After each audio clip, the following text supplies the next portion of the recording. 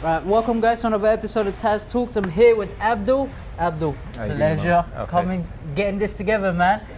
I know you got a lot to talk about, so let's get straight to it. First, get your introduction in. Introduce yourself to the people.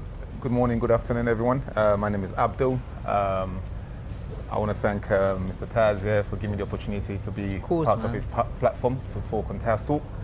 My name is Abdul. Again, like I said, I'm currently located in London here, Southeast, and I actually happen to be working with Taz. Actually, we're in the fitness industry together, and but I've also got, I have my own separate aspiration in politics. I'm originally from Sierra Leone, that's in the west of Africa, and I'm from the north of Sierra Leone.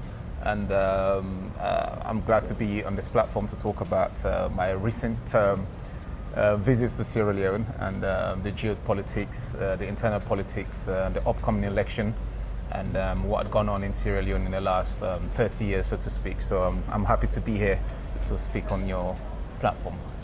First of all, how was the trip? It was a bit bumpy. On my way back from Sierra Leone, I went through Guinea, part of the ECOWAS countries, and I happened to miss my flight in Casablanca, and there was a flight that was cancelled as well in Conakry. But so it took me a day and a half just to get back to London. So that was the bumpy side of it. But back to the question about how was the trip. The trip was successful. I actually went through Guinea as well on my way. Again, the reason why I went through Guinea is about that border sharing. The open borders for the ECOWAS states. And Sierra Leone is part of the ECOWAS countries as well, community members. So we have that border sharing where we don't need a visa to travel, just like we had Britain once part of the whole EU thing until we came out of the EU. Now we have to apply for visa to travel within EU. So it's the same kind of ideology: free trade, development, infrastructure, economic growth. So that was the whole initial purpose of security as well. That was the whole initial purpose of setting up the ECOWAS community. But in recent years, as you alluded to, there's a lot of fragmented, situations that's gone on in the last 30 to 25 years. So, I don't mind, we can go into that a bit more. And ECOWAS, it's, when was it formed? ECOWAS was formed, I believe, in the 70s. In the 70s, yes. Okay. Is it like the next big thing in terms of like, the Western United Front for Africa, especially in the West states? Well, intentionally, I believe it could have been. It could have been. But again, because of the dynamics, the geopolitics, we have the Francophone countries. These are the countries that speak French. So you got the Guinea, the Senegal, the Mali. All these countries, they have their own agenda, they have their own culture, traditions, and they have their own values. And you have the other parts of West African countries like Sierra Leone, Ghana, Nigeria, Gambia. We have a different kind of a way of doing things politically. So you see, there's always going to be that political friction or geopolitical kind of thing. And in recent years, we find out that, especially in the last 5 years, the English-speaking countries, they've chaired the ECOWAS community countries. And then the Francophone countries, they feel left out. And in between this last 5 years, there's been multiple coups that's gone on in those Francophone countries. So one would ask, is there a balance in the ECOWAS community? So for the fact that there's so many coups, you have to question the whole intention. And the coups, what do you mean by that? Well, there's military coups, where a civilian president will be in government or in power for 15, 20 years, and then when there's election coming up, he or she want to change the constitution that favors him, and then there will be a military uprising. Is that similar to what happened to Guinea-Bissau? Well, not even similar, exactly the same thing. Exactly the same thing. Same thing happened in Guinea, Guinea-Bissau, and what's the other country again? Benin recently, but that coup was was overturned. Why do you think that is? Well, there's no such thing. And is this just to be like equal with everyone? Is this something that happens into like different African nations as well, like different states? Well, or is it more prevalent towards the Western states? Historically, if you notice, there's always been coups in Africa, and some parts of Asia back in the day, and in the 90s, there was a lot of coups, especially in West Africa, and Sierra Leone is part of that, And in Nigeria as well, in the 90s, there was several coups that happened, And there's no such thing as small power. Power is power. you know, and then if you're a president or you're someone that has power, you don't want to let go. Unfortunately, that's just how it is. You know, we can talk about, you know, Prince Charles, you know, Prince Philip, the Queen, you know. Age-wise, she could have literally relinquished that position. A long time you ago, know, but she kept on holding on to that until she passed away. So that's just an example. You know, I'm not saying it's the same thing, but I'm just talking about the essence of power, what it means. You know, when you're in a position, especially in Africa, when you're in a position for more than 5 years, you feel like if you let go or you relinquish that position, you're nothing after that. So you know, these are all just this mindset of people just don't want to let go of power, don't want to bring in other people, you know, because one thing I've also noticed in terms of your question specifically is that most African institutions or governments, they do not set up a proper transition. You know, so the setup is not there for, okay, well, I'm going to be here for 5-10 years. What's going to happen after 5-10 years? That foundation is not set. I'm in, and that's it. When I'm in, I'm in. You know. So there's no current legislations about like term lengths or anything. Well, there like is. that? There's every country has a constitution. Apart from the UK, you know, I think UK is mainly based on laws. Well, in Sierra Leone or West Africa, we all have constitution, and then by law, or the constitution is a 5 years. It depends. Some countries are 4 years. Some countries are 5 years. In Sierra Leone, it's a 5 years. Is a 5 years mandate. After the 5 years, or just before the 5 years, we go back to the polls to vote. You understand? But if you find out that during these elections or after the elections, that's when there's always a coup, because you know you're always setting up the constitution or changing the laws, the electoral laws, to favour your government or to favour you, for you to retain power. And then once you keep doing that, you find out that by doing that you're failing to realise that you're actually breathing, you know, an uprising. You're actually, you know, triggering a coup. You know, so that's what's been going on recently in West Africa, where government officials, they will change the constitution, they'll change the laws, the electoral laws, to favour them, for them to retain power. And so it's just this common things really that kind of, you know, depriving West Africa to kind of, you know, reach its full potential. I mean, depriving is a good term, because Africa, especially the West Africa, is filled with so much like resources that you could really, you know, utilize. Similar to what you said though, like there isn't a united front. There's been a few nations and states that actually came off of ECOWAS. Yeah. What would you have to say about that? Like in terms of, obviously you said it was very promising at the beginning, but the way it unfolded, what would you say? Well, yeah, it's something, you know, we can look at it in multiple folds. You know, as a government or as a state, you have to have policies, you know, that governs, you know, your manifesto during the election. You promise people this. You have to have policies, you know, that you have to follow by. And then you also have international communities or investors that's coming to your countries to invest. You know, like you alluded to, you know, the natural resources. Having natural resources does not constitute to you having a wealth. The wealth is already there. Well, how does that wealth then reflect to the ordinary people when you have separate laws or policies that favors this international investment? I'm not disputing the actuality of investing in your country. That's not the point. But when you have big companies coming to your country, literally looting your wealth, your resources, but in return, you know, the country does not really benefit apart from the individuals in the higher places, then one would ask, how does your resource or your natural resources actually reflect, you know, what we read on the internet? For example, Sierra Leone, we have so much resources. You can. I think we've got about 40 mineral resources. But how does that 40 mineral resources actually, you know, reflect on the national healthcare, the road infrastructures, the school infrastructure, you know, the teachers, the military, the police, you know? So you would ask these questions. You know, does having so many mineral resources actually reflect or, you know, contributes to wealth for the country? No, it doesn't. For individuals, yes, and we can debate about that, but it's been proven so many years that, you know, big companies come to Africa, they invest heavily, yes, they do invest heavily, but in return, you know, just give us a little bit of peanuts in return. Fair enough. You know. We will go to what you mentioned, Sierra Leone, but first of all, we are going to go to a different aspect, and obviously there's a lot more military type of governance in other neighboring countries, right? Like Guinea-Bissau. Guinea is one. Guinea-Conakry is one of them. there was a coup, I think, in 2021 or 2022, where actually the former president, his bodyguard or one of his head of security, was the one that actually overthrew him.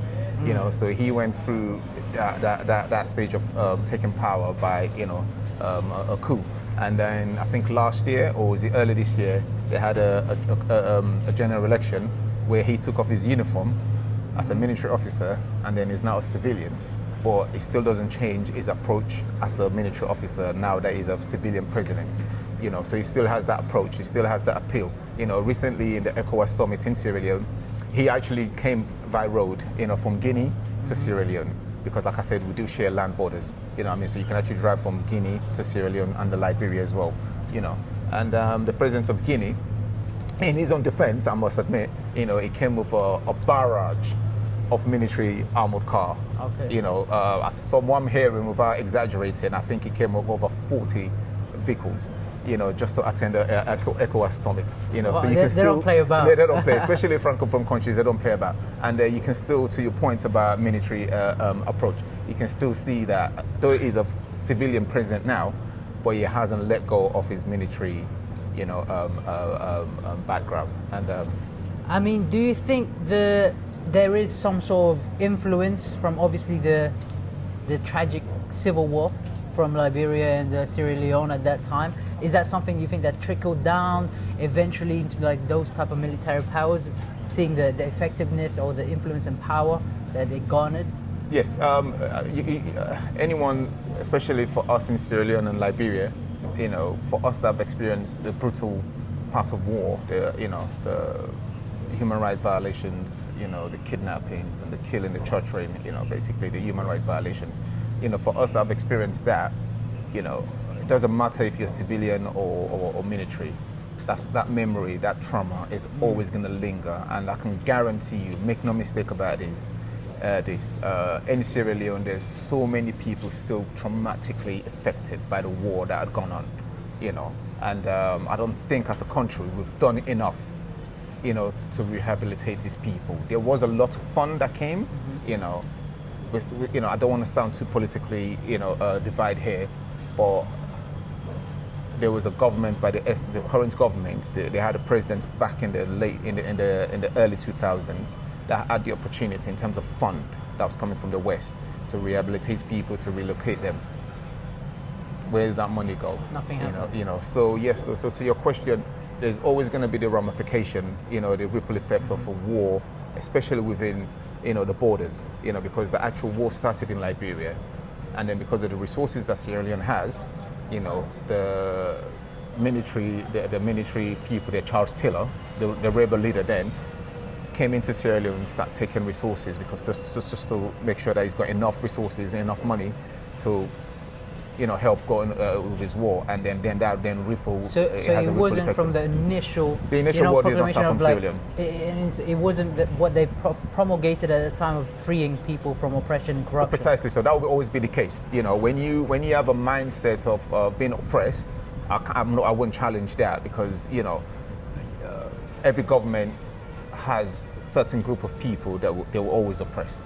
That it's just natural. Even in the UK, there are people that are feeling left out in terms of development, and as well, especially in Africa, when, if I'm the opposition and I'm speaking out loud, I'm publicly calling you out, I'll become a target, so you would never challenge the feeling of being oppressed, but does that constitute you picking up arms, killing people? Because the war cost us at least 50,000 people that died, unfortunately. Over a span of what, 10, 11 years? And that officially ending, but never really ending. No, I mean, the guns are down, but you can still feel the sense of the war. It's still lingering, because you walk down the street, you see people with their arms being chopped off, you see a lot of women still lost their husbands, women were killed, children were killed.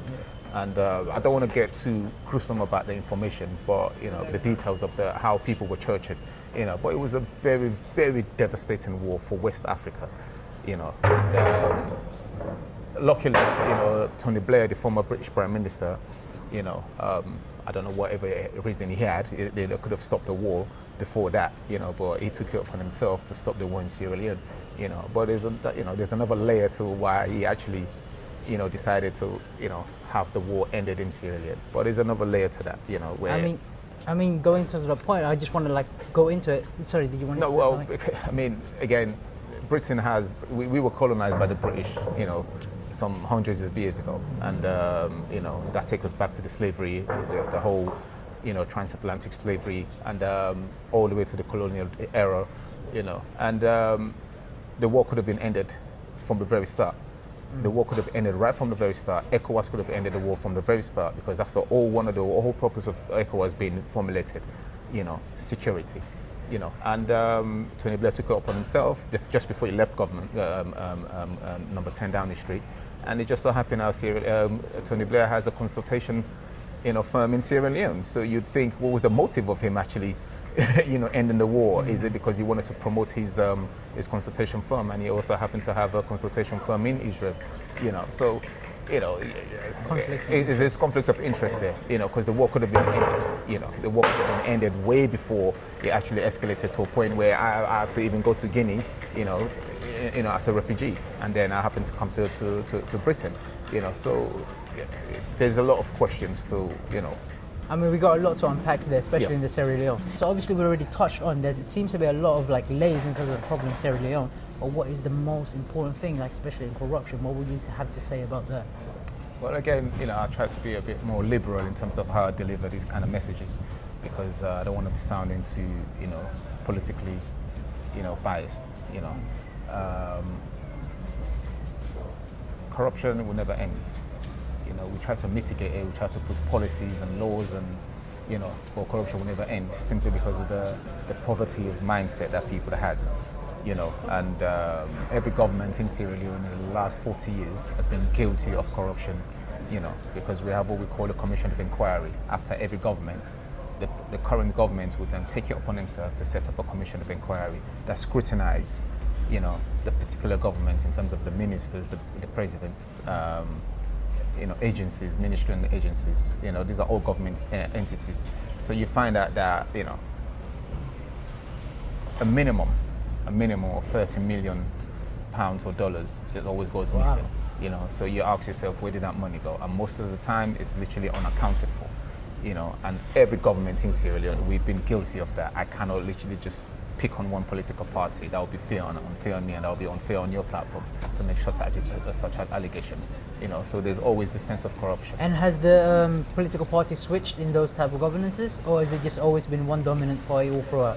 Well, in the last, since independence, we've only had, I believe, two political parties. And is that 1976? Well, that was one of the elections, the 1976-75 elections, and we had independence in '61, okay. And 1975 or '76 there was another coup, after an election that divided the one-party state. So the one-party state simply means that one political party that dominates, the whole country, and there's no other political parties. It just so happened that the political party that I belong to, the All People's Congress, which is the APC, we break away from the SOPP, and then we formed our party, and then we won those elections in 1975, 76, and then there was a coup after that, shortly after that. So Sierra Leone has always been exposed to coups since in the 70s, okay. So back to your question about corruption, both political parties, in all honesty, hands down, they've been accused and there's been evidence presented, publicly of how corrupt they have been, So, but whilst you're setting up an institution, the audit general office, whilst you're setting up a government institution like that to audit the actual government, it just so happened that last year the auditor general was sacked, for actually auditing the president's office, the office of the president, and there were so many conversations about the president is traveling a lot. Okay. So every time you travel, it's going to cost the government or the Sierra Leone people at least a minimum of 300,000. So if you're traveling 4 times a month, and then a year you're traveling more than 25 times a year, we're talking millions of money. And that's just, on hiring the plane. Yeah. Because to hire a plane, because we don't have a private jet in Sierra Leone for president, to hire a plane alone is going to cost you at least a minimum of So if you're traveling, 20, 25 times, you did the math. That's just on hiring the plane, attaching the plane. And then you got to think about hotel fares. You got to think about everything, you know. So it comes up easily. The president's travel from Sierra Leone a year easily could cost us $2 million. Okay. You know. I mean, it seems like there's a lot of, you know, questionable like things that the president does. Let's go actually straight to that and talk about what the president means to the people and who he actually is. The president, Julius Maada Bio. Yeah. Okay. So what would you have to say about this guy? Honestly, I mean, I don't have much to say about him, honestly speaking, not because I'm a part of the opposition and I'm proudly a member of my political party. I have no regrets in, you know, joining the APC political party. You know, this is a gentleman, you know, regardless, I still have to give him a bit of respect. You know, this is a gentleman that was involved in the coup back in 1992. Mm-hmm. And then they set up a government, you know, a military government for 4 years, I believe.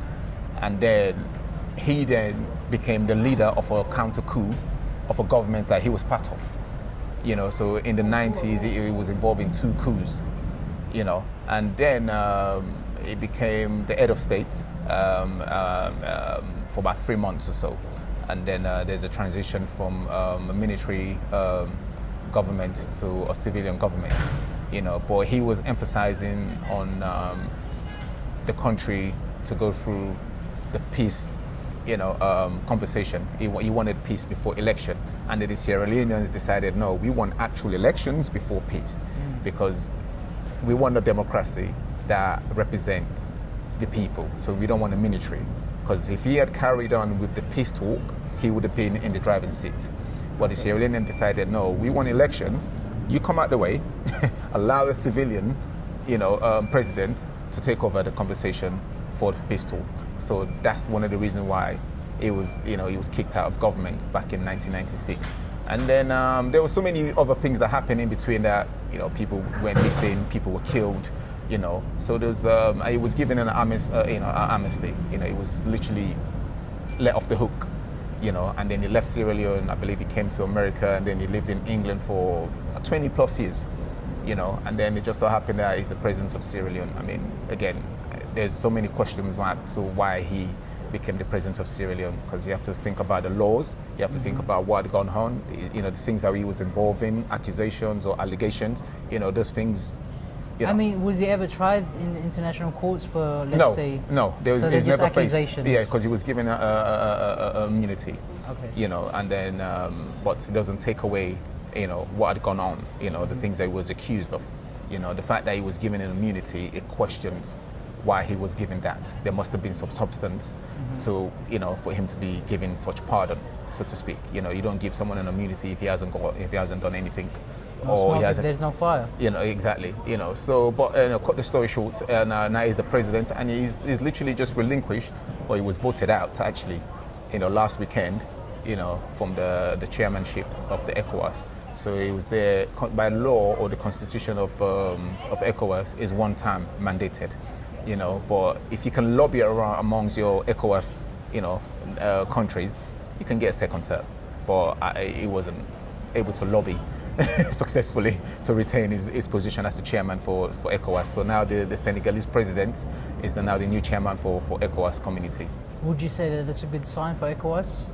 I think it is a new era of leadership. Okay. Yes, that's how I'll put it. You know, because the people that support the Julius Maada bill, they will say it's a good thing that he was there as the president. But then again, I made a reference earlier that the English-speaking countries, they've chaired the ECOWAS, you know, chairmanship for the past 5 years, because Nigeria president had it for the Nigerians had it for 2 terms, and then the Ghanaians had it for 2 terms, and then Sierra Leone had it for 1 term. So in 5 years, so in between that, the francophone countries, they feel left out. You see, so you know. One would say it's a new dynamic change of political, you know, leadership in the ECOWAS. And in terms, just go on, obviously you have the history and you know the history of this president. Like, what is his leadership style? Well, it was part of he was also in the military, and he just happened to take off his uniform, you know. And I remember one powerful statement that he made. He said he was wearing a green, but it wasn't a military green. What does that mean? We all know that the military is associated with green, you know, fatigue. but clothing. But it just so happened that the political party that he belongs to is also a Green Party. You know, so if you're not wearing a military green, what are you wearing? You're wearing a political party. So one would question, what was his involvement in the war? You understand? You know, was it because, you know, a military is a military. You cannot separate yourself from the military as long as you're wearing that. But for you to make a reference, make a statement that you were wearing a green, but it's not military green, and there's only one green in Sierra Leone, that's not a military green. It's the political party, which is the SAPP. So you can strongly see there is a link. Whilst he was in the military, you can see there's a strong link with him of the SAPP political party. In his popularity within the people, though, what would you say about that? Like, is he someone that is popular within the community, or is he someone that it's widely contested but just not officially trying, overthrown or anything like that? Well, popularity, you know me already, how popular I am already. I'm able to walk down the street freely with people, but if you have to walk down the street, you've got, a barrage of military officers holding guns and armor cars, parading with you, then question your popularity, and it also questions your insecurity, Yeah. So that's how I mildly put it as that. Okay. I'm not in any position to determine if he's popular or not, but all I know is that, you cannot be a popular person with a barrage of military officers. Well, in terms of popularity, he's definitely been associated with a few internationally renowned names, quite notorious. So as you already know, he's associated with drug kingpin Dutch Bolasios. What do you have to say about that? Is there any type of truth to it? Like, is it just accusations or just rumors or anything like that? Well, in terms of precise accuracy, in terms of evidence that's been presented to us and the world, we saw this gentleman, Bolasios, or whatever his name is, at a New Year's church service, where he sat next to the daughter of the president, and keep in mind, when you know about protocol in terms of the royal family, presidential or head of states, a sitting area is set up specifically or designatedly for guests and the family of the president or the leader. So if a gentleman is sitting next to the daughter of the president, you have to question that. Who's that gentleman? It's not so much of their relationship, but you have to question who is that gentleman sitting next to the daughter. So that's one, because this is the daughter of the president. So security matters. Now, 2 rows behind the president, that's where this gentleman was sitting. So the president was at the front, he was sitting at the back with the daughter of the president. So in any competent country or leadership, how do you challenge that image? I would question the security of the president, the setup of the president. Yes, this is a church, you could argue, but anyone can go there. Oh yeah, anyone can go there, but when you're sitting next to the daughter of the president and 2 rows behind the president, it's not so much about us going to church. It's so much of who is sitting next to these people. You understand? We cannot politicize this. These are just real, authentic questions and genuine questions. So that's one evidence that he was next to the president. And then secondly, there was a farmyard where the president went and done a harvesting, and who was next to the daughter's president? This apparent, alleged gentleman again. So we have 2 images of the president, his daughter, and this gentleman.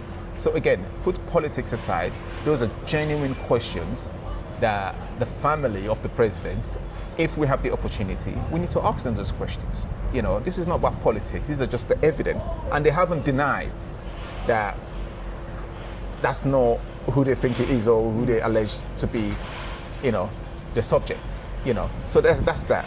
And then it just so happened that this very gentleman was also seen with the former drug, what's the position? The actual position, I think the drug reinforcement commissioner. He was seen celebrating, shaking hands during his birthday, handing over gifts. So you have 2 government officials seen with this gentleman. Not just any government official, right. Hierarchy. There's a hierarchy. Yeah. So I am not in any position to make any allegations. I'm just speaking on facts.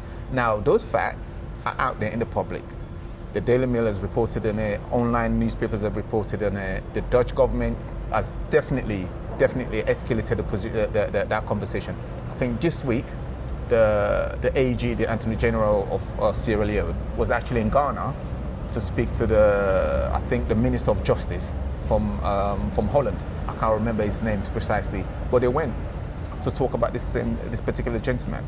So if there's no conversation, if there's no authentic, accusation about this gentleman, why does the Dutch Justice Minister has to travel to Ghana? Why does the AG of Sierra Leone has to travel to Ghana to talk about what? So there has to be a genuine conversation about this particular subject. So I am not in any position to make any allegations. I can only speak on fact. And in terms of the reputation of Sierra Leone, I can understand. For me personally, I can understand why Julius Maada is no longer the chairman of ECOWAS, because you cannot have this clout, this dark clout over your head, and then you're still trying to talk about development, drug control in your country when you have this allegation sitting over your head. It doesn't work like that, and I can understand why the Francophone countries decided, let's just let he can settle what's going on in this country whilst we move on with the ECOWAS agenda. I mean, doesn't it compromise the country in some form? Well, to your point, it compromises because I'm a victim of that, and I'm not saying this based on politics. I'm saying it's based on evidence. When I was traveling, I went through Gatwick Airport. Because I'm a Sierra Leonean carrying a Sierra Leonean passport, I had to wait at the check-in for over 25 minutes. They made up their story to, there's someone, that with your name that checked in already. It's not possible. We're talking about high security immigration checkout at Gatwick.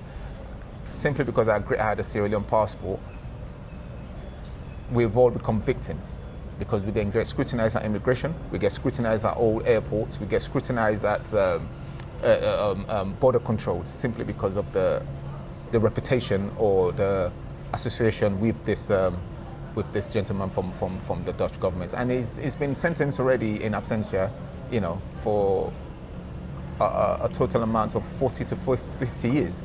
And is nowhere to be found. I mean, what do you have to say with certain people saying that it is going to be a narco state, or it's leading towards that due to the influence and the dynamics of the politics and the influence essentially of drug kingpins within the high-ranking government officials of Sierra Leone? Well, Sierra Leone is already a narco state, in my opinion, because for a country that's so small that hasn't really utilized its natural resources properly. And there's also this conversation that part of the government is being funded by this drug, circulation. So it is technically, because a narco state simply means that, when a government or when the system cannot produce money or generate money, the right way, and then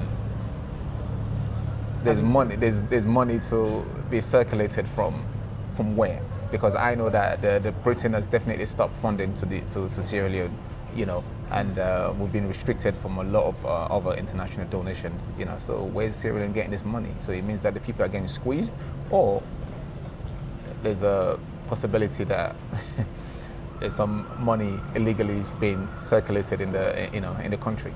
Well, that's the top end of it, but on the bottom part of that equation, the community, the people. There's a ripple effect, yeah. How does that affect the community? Well, the more we talk about this, you find out that we're not just talking about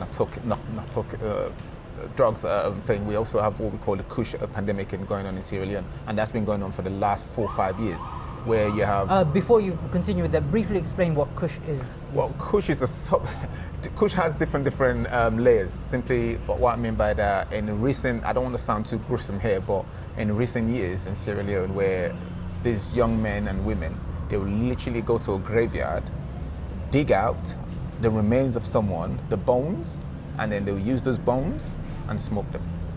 So that's how desperate people are, just to keep high. So Kush is basically a substance that's put together, and there's an allegation that most of the substance is actually coming from Britain, and being transported to Sierra Leone. It's a legal substance, but when you then convert it or you do the chemical, mix up, then it becomes Kush, and it becomes a hard substance that makes you fall asleep, You're walking down the street, you're literally falling asleep. You know, you cannot control yourself. You know, and you put in a depressed position where you would say you want to forget your situation, your problems, but actually you're actually increasing your problems, because when you wake up from that, your trouble does not go away.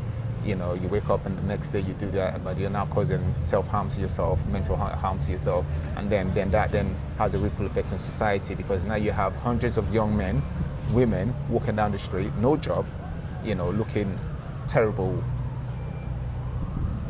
high all the time, you know, so it has a ripple effect. So there's that image of Sierra Leone, and there's also this image as well of Bolios, you know, so you have, when you put these two together, the reputation of Sierra Leone right now in terms of being a proper development partner is questionable, really, in terms of investment as well. So because all of that restricts people, or, you know, stop people from going there to invest, because, you know, you look on Google review, you find out that this is a narcotic state. I don't want to be associated with that.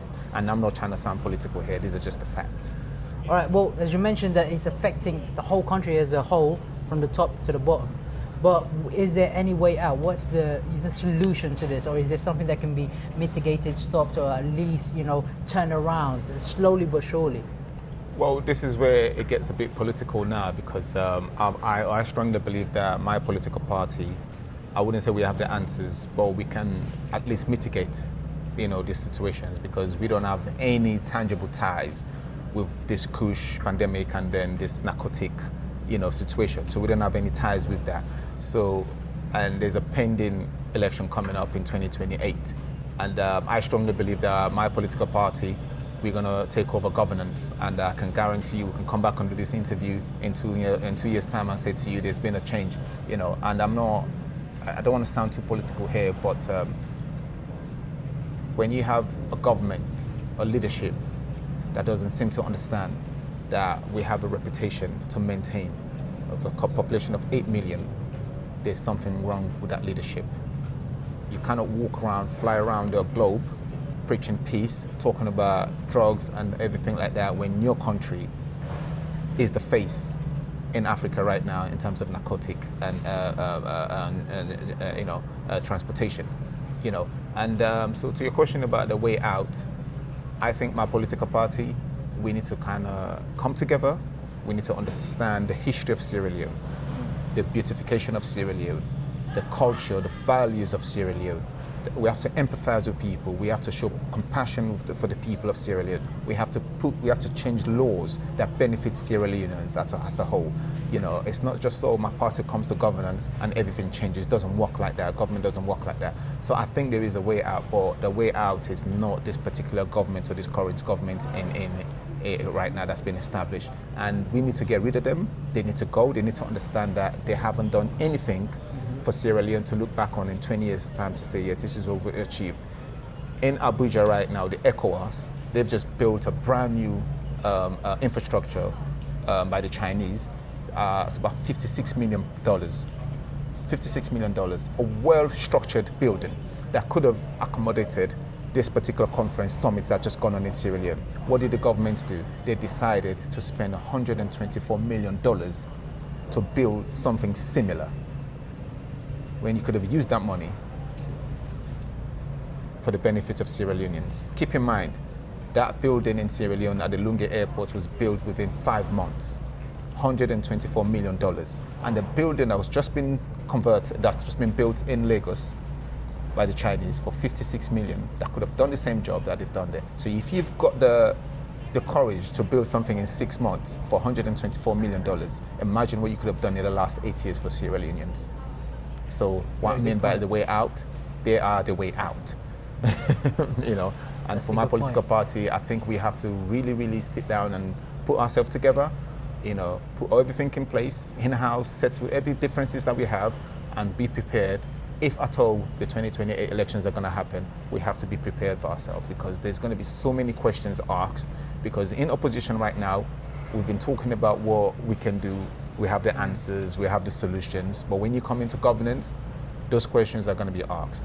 Do you still have the answers? Do you still have the solutions? So we cannot just say, oh, we want to be in governance, and then we don't know how to implement those answers or those solutions that we have. So we have to start in-house, settle our scores, settle our indifferences, and make sure that Sierra Leoneans really, really benefit from all these natural resources and all this political, geopolitical relationship we have.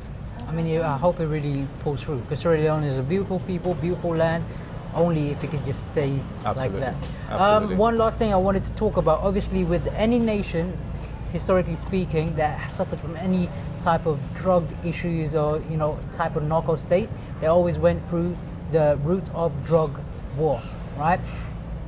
Reagan, right, in America. Yep. As you more recently, obviously in Mexico, and more recently in the Philippines, knowing myself, is Duterte. And Venezuela. And Venezuela as well. So every single one of those failed to some degree, right? And never really stopped it. Maybe perhaps mitigated for a certain period of time, Yep. but it never actually posed any type of long-lasting Tangible, solution. yeah. What would you say, what would your solution be into this problem of drugs in terms of in Sierra Leone? Well, again, you see, this question is always a political tone to it. Like you mentioned Venezuela, you mentioned the Philippines, you mentioned way back in the 60s and 70s and 80s, the Reagan era, and then I alluded earlier to after the war, where billions of dollars and pounds went to Sierra Leone to rehabilitate people, relocate them back into society, help them with businesses, schools, build, infrastructure. Where did that money go? And that was a lot more severe than the drugs right now. I'm not saying the drugs is not important, the after effect of it, but the war that we went through has a bigger ramification, culturally, society-wise, community-wise, because now I don't walk down the street thinking I'm safe. I still feel insecure because of what gone on. So to your point about the drugs thing, I believe that part of this government, they allowed this drug thing to really get out of hand so they can get money for funding. But that money should have been put in terms of rehabilitation. Yes, they built a rehabilitation center. Nothing to talk about. There's nothing substantial to talk about that rehabilitation center. So you find out that, we go through the phase of, oh yes, there's so much drugs in the country, get good funding from it, get enough funding from it, but that money then disappears.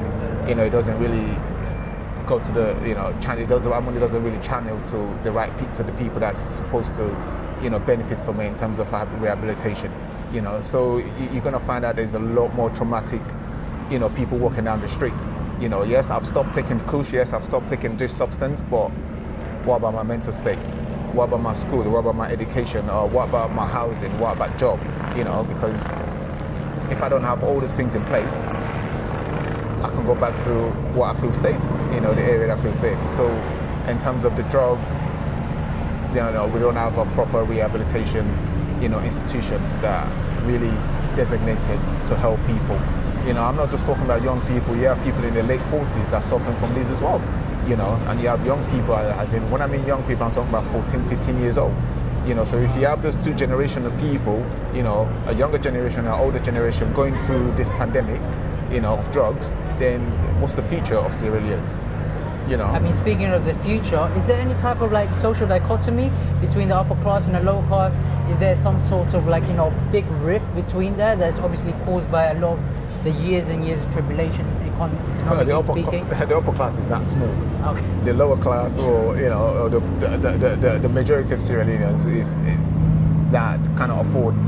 So yes, there's always going to be that comment between people, but there's always a way, because I go back to the governance of the country, the policies of the country, the laws that you put in place, the tax, the minimum wage, making sure that, it's not just family members you put in governance or in offices. Make sure that there's jobs available. Make sure that you cut down on taxes for people, or private companies, allow them to be able to employ people, because government is always going to be, in Sierra Leone, government is the biggest employer. Okay. But the government won't be able to employ, everyone in Sierra Leone.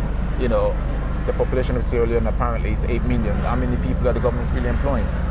Not 8 million people. So you're going to find out that there's a bunch of people that's still out there, waiting for job, looking for job, looking for hands out, so there's always going to be that big discrepancy between, that small minority and then compared to the majority of Sierra Leoneans. So yes, there's always going to be that friction and conflict between them, because next door is a rich person and literally on the other side is the poorest of poorest. Yeah. So I'm looking at you thinking, oh, you've got it all, and looking at me thinking like, who are you? But I think it boils down to that, the policies that the government puts in place, to help, the average Sierra Leonean. So there you go. That wraps it up. It was a pleasure speaking to you. Obviously, let the people know, do you have any type of, political aspirations, any position you'll be running for in the future? Let them know so they know where to vote and everything. Well, this is an exclusive, declaration to Taz Talks. And 2023, I was a candidate to, for the position for parliament in Sierra Leone, to become a parliamentarian in Sierra Leone, a lawmaker. And part of my trip to Sierra Leone has to do with, political journey as well. Where I have to go and speak to key stakeholders in my constituency and in the political party itself. So yes, the intention, God willing, the intention is still there to, aspire for, of member of parliament come 2028. If at all, again, the elections are going to happen in 2028. And I keep saying if at all because there's another dynamics that's happening in Sierra Leone politically, that we haven't touched on, but probably in future in the future we go into that a bit more in details. But yes, to your question, yes, I do have intention to be a lawmaker in Sierra Leone come 2023. So yes, I know you're going to be a great one, man. I do believe that as well, and based on the the exposure that I've got, in the West or in UK to be more specific, I think I believe that I've learned a lot, and the signs are there. I believe I have people in the UK and in the UK establishment as well that are willing to help me with my political aspiration. I just believe that everything that I've achieved here, everything that I've learned from the UK society, the politics, I believe there's a room for Sierra Leone to benefit from that, and my appeal to my political party is to make the right choice this time and, get your boy in there, and let's make a difference for Sierra Leone, not just me, let's make a difference for Sierra Leone, yes.